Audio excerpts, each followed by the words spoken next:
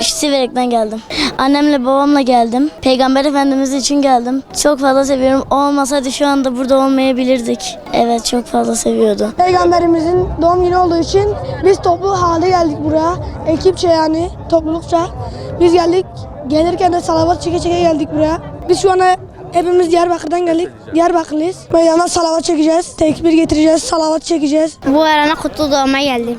7. Mutluluk hissediyorum. Peygamberimizin doğum günü olduğu için çok seviniyorum. Allahümme salli ala seyyidina Muhammed ve ala seyyidina Muhammed. Ben annemle birlikte Peygamber Efendimizin doğum günü için geldim.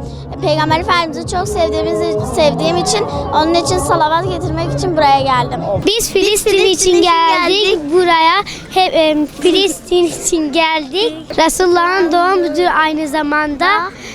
Filistin bizim kardeşlerimizdir.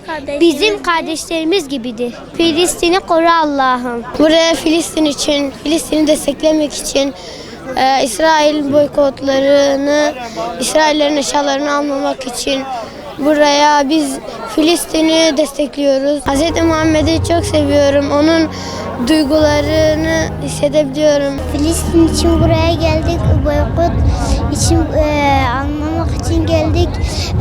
Peygamber Efendimizin doğumunu kutlamak için geldik. Allah'ım seyyidina Muhammed